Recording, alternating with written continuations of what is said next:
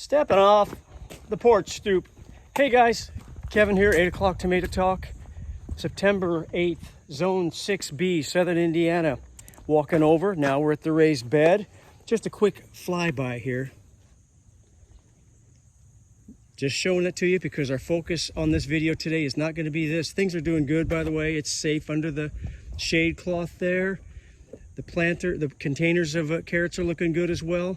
We're going to step over here though to the original garden plot that you've probably heard me say in other videos. We just threw this in here, not too shabbily, but the soil should have sweetened, should have matured for probably a good year or so, or at least at the very earliest we should have planted this in the fall.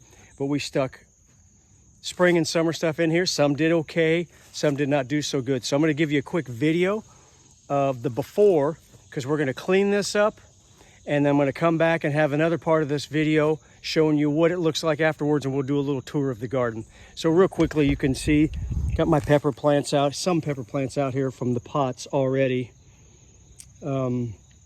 Fish pepper right there, and then a volunteer pepper that just came up and I decided to grow it. But you can see these are carrots here. I've got a couple tiny ones right here that they're not very big. Can you see my fingers in comparison? Pretty small carrots.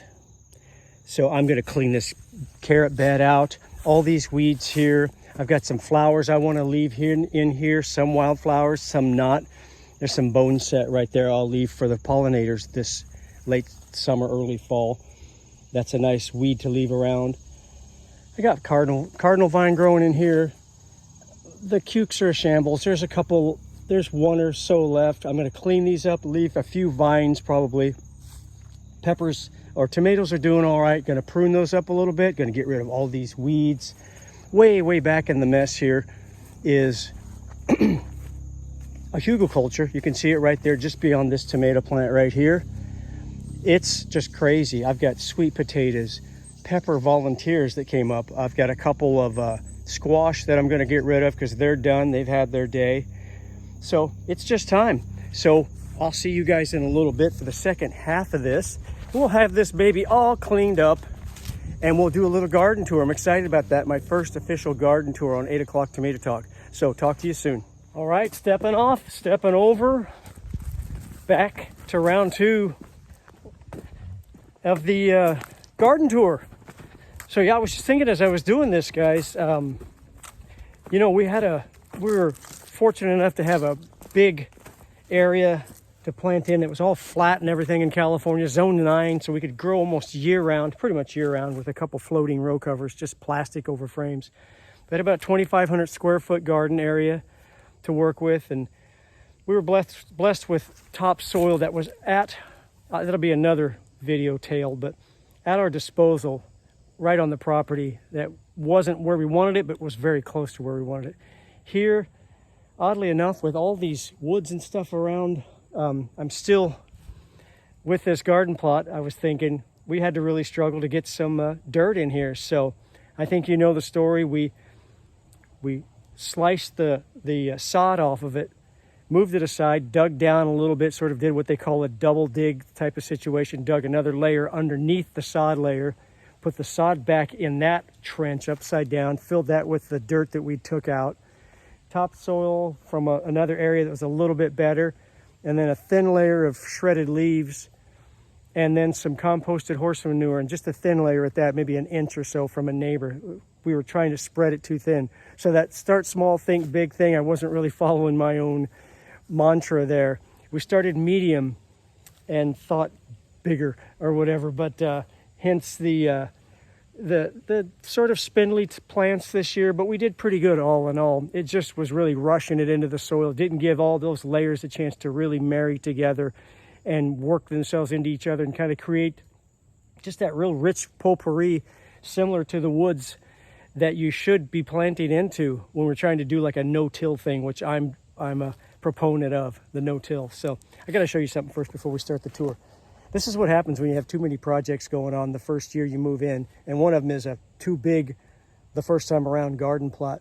I haven't been in here lately, hence this. That's not a toy rake.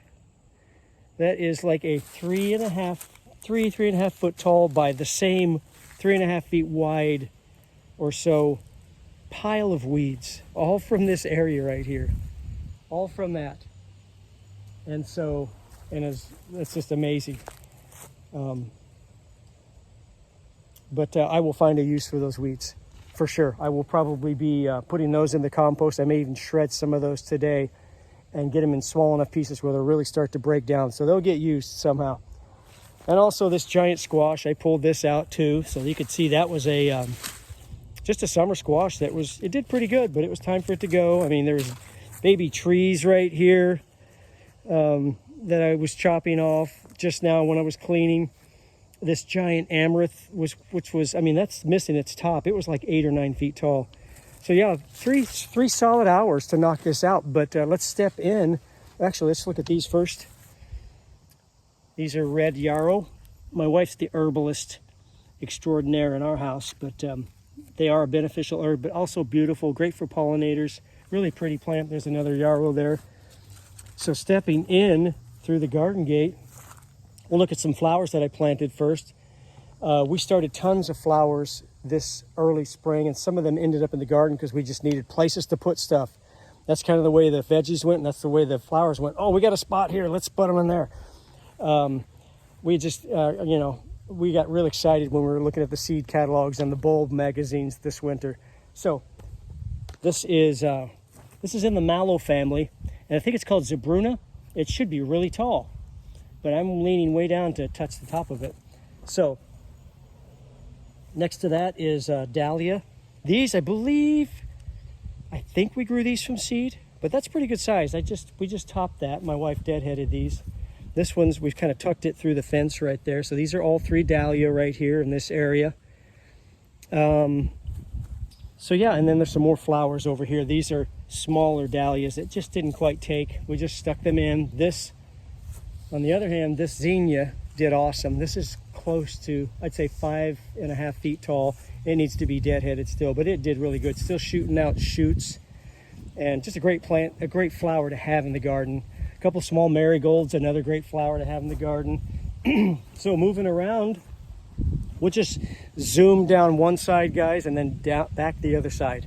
So here's a pepper plant that I did not plant. It was a volunteer, so I just stuck it in this pot. It's probably a hybrid. Who knows what'll come of it. It's making fruit, but they may just be tasteless. That's the problem with hybrids. You never know. This is a plot I did have carrots in. I just pulled those carrots up, and from 2 packets of carrots, actually they were over here around this bone set. They went all the way over to here. 2 packets of carrots in that area, and I probably got maybe 1 pound of carrots. Just picked them. So pretty impressive, huh? They're kind of tough, but they're sort of sweet. They're still homegrown, so we're going to find a use for them. So next to the pepper and the old carrot patch is a beautiful fish pepper plant. This is from the Northeast. They served it in fish houses. It originally came over from Haiti. A gentleman brought it over, and just the Haitian community and the Caribbean communities just embraced it. It was a little taste of home, and they started growing it like crazy in the Northeast, and it just ended up in all kinds of fish restaurants and fish houses in the Northeast. Look at the color on that. I thought that was a disease at first on the variegated foliage, but it's just the way it's supposed to look. But the striping is just amazing. All right, so right behind that, as I said a minute ago, this is bone set. It's just a wildflower, but I'm leaving it for the pollinators, the bees, and the critters that we want to invite into the garden. We're just going to kind of try to keep them in late in the season partly through this bone set. It gets a nice white flower on top. Next to that, we have tasty green cucumber plant. There's not much left of it. There's 1 or 2 right there. They did pretty good. Those things got close to a foot long, some of them, and they were still pretty tender. So we're going to grow that one again. It was a first timer for us. Next to that is an old favorite. So right next to the cukes, we have this yellow pepper plant, and then some sort of spindly mystery cherry tomato that I don't remember planting. But anyways, the yellow pear is doing well. Look at the bunch there. That's got like 10 of them. Oops, I just knocked that off. 2 of them. Come on. All right, well, maybe we can do fried green tomatoes with those. So I better be careful. Yellow pear, what's left of them on that bunch. There's one starting to turn. I'll be more careful. They're so pretty. So that's just starting to turn a little bit there. And moving on down the line, here's one we started this year, and to be honest, it looks amazing. It's called Indigo Rose, but the flavor was just not that great. Anyway, there it is. Indigo Rose, really stunning. Kind of reddish orange on the bottom and then black almost on the top when it's ripe. But they've been kind of bland, and I've just wondered if there was something we did or not. But I think we'll not grow that one next year. One we will grow next year, that was a first timer as well, was this one. This is Sun Gold, and it's been prolific. It's a very sweet tomato. It's my wife's favorite out of the garden this year. And so it's been real prolific. By the way, we've got 4 or 5 tomatoes growing in this area right here, just kind of mashed up in this whole spot right here. So you can see it's just a bit of a tangle, but we love it. Yeah. And there's a Canner Howell, which is a standard red tomato. It's supposed to be bigger than that. But anyway, there's a Canner Howell there. This is a tomato. This is coming from this one now, from the next to the Indigo Rose, and arching back over this way is this tomato plant, and it keeps going now. It's got a couple green ones still right there. And that is, we don't know what it is. My daughter picked this thing up, like a little tomato kit you could get at a 99-cent store. It's got the medium to grow in and a couple seeds and directions and stuff. And so we just started growing it because we thought it'd be fun. And it's pretty tasty. It's kind of like a cherry size paste tomato. It's usually a little bigger than this, but it's got a real firm exterior, but it's tasty. Anyway, moving on. By the way, the pepper plants you're going to see today are one of 3 plants. My tags all faded, lack of, from the neglect and stuff. That's why the weeds got so tall. It's either going to be yellow pear or one called Flavor Burst, which is an orange bell pepper. Wait, I got that backwards. Flavor Burst is a yellow. Anyway, they're either going to be a yellow bell pepper, orange bell pepper, or red bell pepper. The red I know is King of the North, and I do know where some of those are. The rest of these bell peppers are a mystery because the tag's all faded. Here's one of those. So this is one we grew from seed. We're getting a lot of shade in this garden. So it's kind of spindly like a lot of the other plants, but it's doing pretty good. So that's a bell pepper. Next to that, we have a tomato plant interplanted with Genovese Italian basil. Really tasty stuff. We've been making lots of pesto and especially Italian dressing for our salads this year. Very tasty. Right next to the Italian Genovese basil is Thai sweet basil. Great for Asian cooking and stuff. Very fragrant as well. Just a little sweeter. Getting a little flower tip on that. Isn't that beautiful? Kind of see that. And then growing amongst that is this tall Canner Howell, which is the same as that other Canner Howell I showed you back here just a bit ago. This is more like what they should look like. That's a pretty good sized tomato. That's one of the better ones we've grown this year. And I think I'll even pick this one right now while we're doing our tour here. Yeah. Oh, look at that, guys.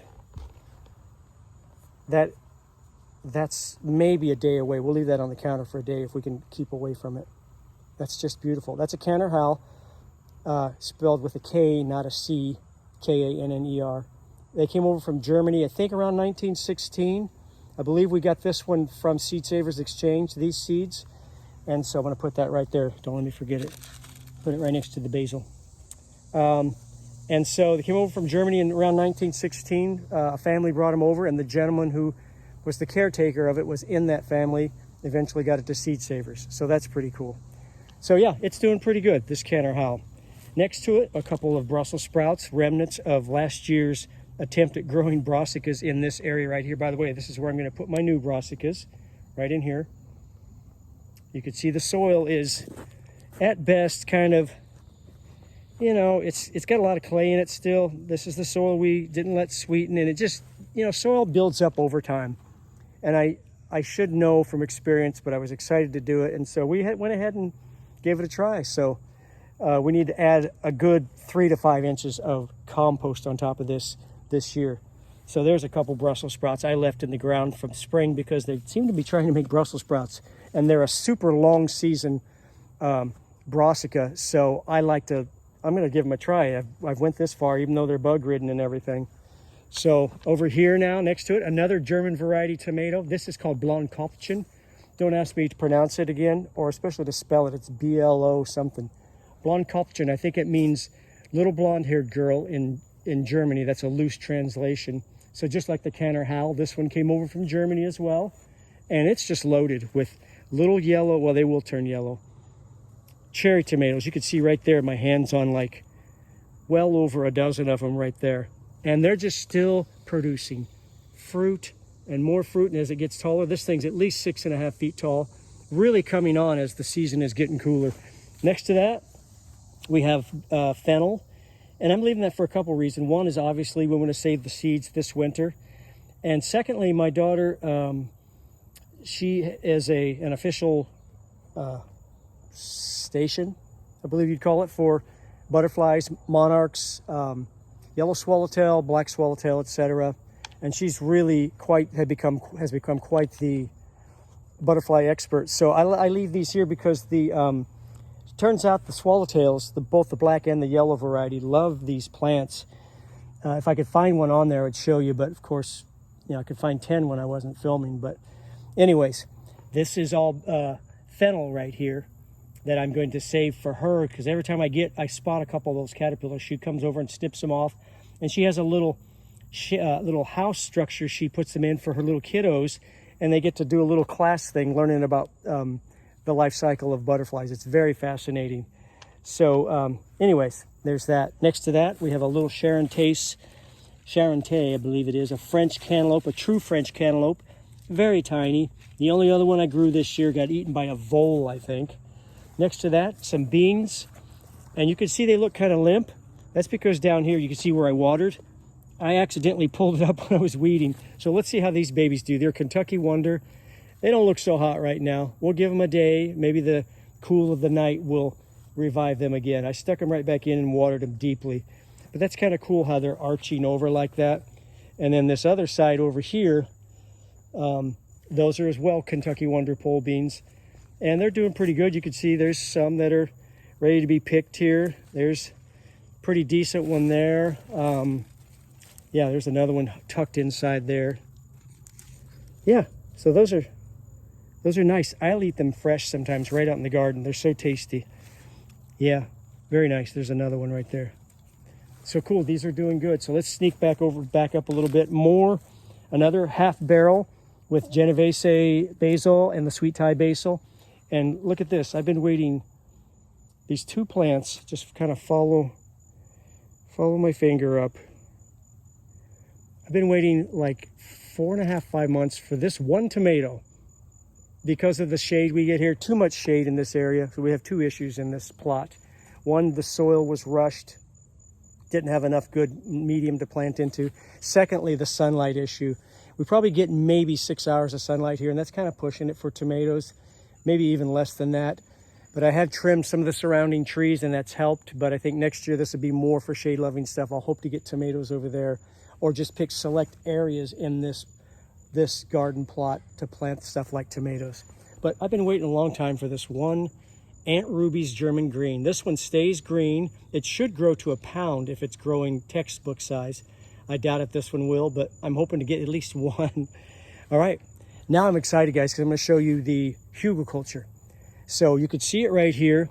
Hugelkultur is just a mound. If you saw my raised bed video, it's similar to what I was talking about in the raised bed. And that raised bed over there, the 3x5, I did a core of rotted wood. On top of that, I put straw and other vegetation and weeds and stuff. On top of that, a third layer, I put in the case of the raised bed, I just put some garden dirt, I guess you would call it, some soil I had around. In this case, the third layer after the wood and the weeds was rotted horse manure from my neighbor mixed with the bedding of the stalls and stuff. So I mixed all that together, just rough stuff. And then I topped it with some topsoil.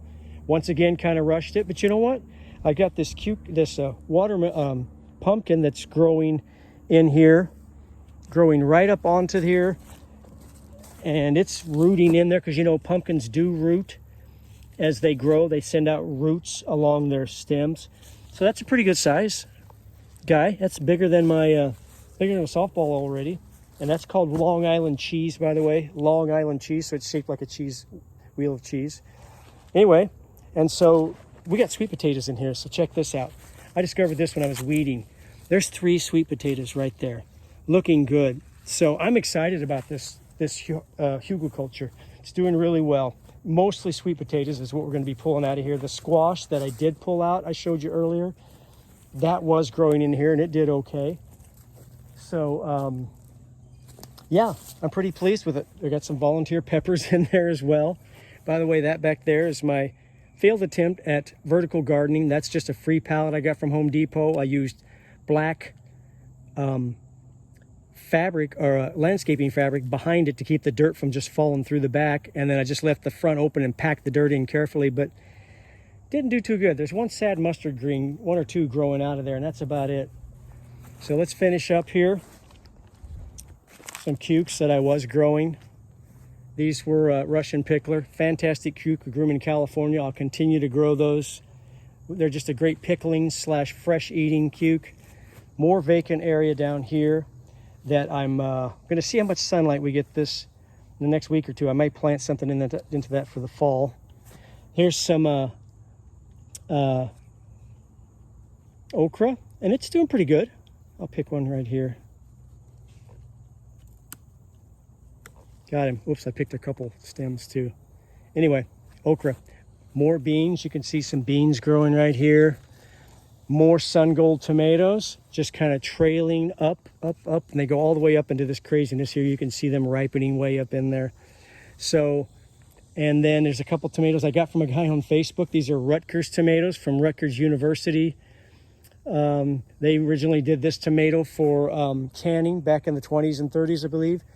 It fell into disfavor because of its thin skin. It wasn't good for modern agribusiness, but it's still a great, turned into an heirloom for home gardeners. So these are both Rutgers, towering. Actually, I cut the top off that one. That one over there has got to be like 8.5 feet tall. And then we'll finish with these Romas, and these are San Marzano, and they've done real good. First year for us as well growing these, and they'll find a home in our garden. They've done really good. Once again, more basil growing at the base of it. So we've got basil in all these areas over here. They just are a real good companion planting thing. It's a good addition to your gardening is to do stuff like that. So there's a nice Roma right there. I'm going to set that over by his friend, the Canner Howell tomato. So they're both in there.